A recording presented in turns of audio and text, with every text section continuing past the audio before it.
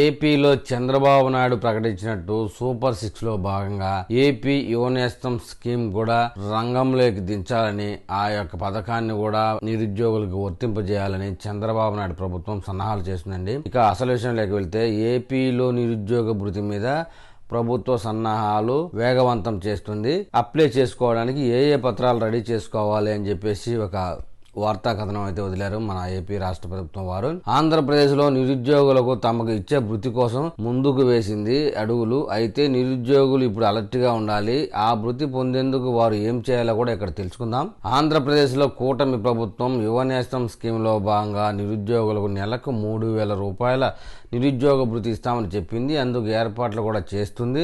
ఈ మనీ ద్వారా నిరుద్యోగులు తమకు కావాల్సిన పుస్తకాలు, రిక్రూట్మెంట్ ఎగ్జామ్స్ రాయడానికి వీలవుతుంది. అలా వారు కొట్టాలనుకున్న జాబ్ కొట్టగలరు. తద్వారా వారు తల్లిదండ్రులపై ఆధారపడకుండా గోల్ సాధించేందుకు వీలవుతుందని, అందుకే ప్రభుత్వం ఈ దిశగా ప్లాన్ చేస్తుందని చెప్తున్నారండి. ఆంధ్రప్రదేశ్ ప్రభుత్వం నిరుద్యోగ భృతి అమలు చేయడానికి కొత్త అధికార పోర్టల్ను కూడా ఒకటి క్రియేట్ చేసింది. ఆ పోర్టల్ ఏంటంటే www.yuvanestam.ap.gov.in అనే ఒక వెబ్సైట్ని సిద్ధం చేసింది. అయితే ఇది ఇంకా పూర్తిగా రెడీ అవ్వలేదన్నట్టు సమాచారం. దీనికి మెరుగులు దిద్దుతుంది, అంటే అండర్ కన్స్ట్రక్షన్లో ఉందండి. త్వరలోనే ఈ పథకాన్ని అమలు చేయడానికి ప్రభుత్వం రెడీ అవుతున్నట్లే. బహుశా ఆగస్టులో దీనిపై అధికారిక ప్రకటన వచ్చే ఛాన్స్ ఉంది. కూటమిలో భాగమైన డిప్యూటీ సీఎం పవన్ కళ్యాణ్ గారికి దేశభక్తి చాలా ఎక్కువ అయినందువల్ల ఆయన స్వాతంత్రం వచ్చిన ఆగస్టు నెలలో ఏపీ ప్రజల కోసం కొన్ని కీలక పథకాలను అమలు చేయాలని కోరుతున్నట్లు తెలుస్తుంది. ఆ భాగంగా చంద్రబాబు నాయుడు మీద కూడా ఒత్తిడి తీస్తున్నట్లు చెబుతున్నారు. అందులో భాగంగానే మహిళలకు ఉచిత బస్సు ప్రయాణం, యువతకు నిరుద్యోగ భృతి అమలు దిశగా అడుగులు వేసే అవకాశం కనిపిస్తున్నాయి. అయితే నిరుద్యోగ భృతి స్కీములు అమలు చేసే ముందు ప్రభుత్వం కొన్ని గైడ్ లైన్స్ రిలీజ్ చేసిందండి.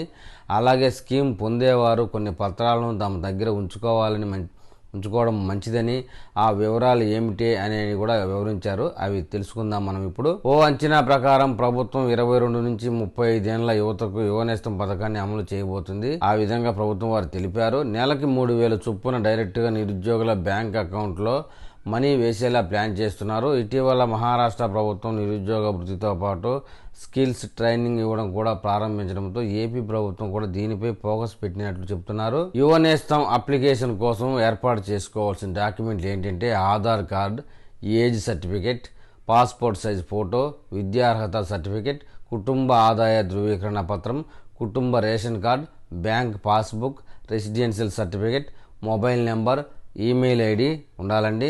ఆన్లైన్లో అప్లై చేసుకునేటప్పుడు వీటి జిరాక్స్లను ఇవ్వాల్సి ఉంటుంది. కనుక ఇవి ఒక సెట్ 2 సెట్లు జిరాక్స్ తీసి పెట్టుకుంటే మంచిది. లేదా డైరెక్ట్గా స్కాన్ చేసి అప్లోడ్ చేయాల్సిన అవకాశం కూడా ఉండబోతుందేమో అని చెప్తున్నారు. యువనేస్తం కోసం అప్లై చేసుకునే విధానం అయితే ప్రభుత్వం వారు ఈ పథకంపై ప్రకటన విడుదల చేశాక అభ్యర్థులు ఆపై చేసుకోవడానికి వీలుంటుంది. ఇందాక నేను చెప్పినట్టు yuvanestam.ap.gov.in పోర్టల్లోకి లాగిన్ అయ్యి అక్కడ కొత్త రిజిస్ట్రేషన్ ఆప్షన్ ఎంచుకోవాలి. రిజిస్ట్రేషన్ ఫారం ఓపెన్ అవుతుంది. అందులో పేరు, అడ్రసు వివరాలు, మొబైల్, ఆధార్ వివరాలు వంటివి ఇవ్వాలి. ఆ తర్వాత అడిగిన పత్రాలను అప్లోడ్ చేయాలి. తర్వాత సబ్మిట్ క్లిక్ చేస్తే సరిపోతుంది. వెంటనే ఓ రిఫరెన్స్ ఐడి నెంబర్ ఇస్తారు. దాన్ని దగ్గర పెట్టుకుంటే మీ యొక్క అప్లికేషన్ స్టేటస్ చూసుకోవడానికి పనికొస్తుంది. అప్లికేషన్ స్టేటస్ ఓకే అయిందా, సక్సెస్ఫుల్ అయిందా, ఒకవేళ ఏ కారణం చేత అయినా రిజెక్ట్ అయిందా అనే విషయాన్ని కూడా డీటెయిల్డ్గా మీకు ఆ నెంబర్ ద్వారా తెలుస్తుందండి. ఈ యొక్క యువనేస్తం విషయంలో ఆంధ్రప్రదేశ్ ప్రభుత్వం వారు ఇంకేదైనా అప్డేట్ ఇచ్చినప్పుడు మళ్ళీ నేను వీడియో చేస్తాను. ఆ వీడియో మీకు చేరాలంటే నా ఛానల్ని సబ్స్క్రైబ్ చేయండి, లైక్ చేయండి. నేను చెప్పే కంటెంట్లో మీకు ఏదైనా డౌట్ ఉంటే కామెంట్ రూపంలో నాకు తెలియజేయగలరు.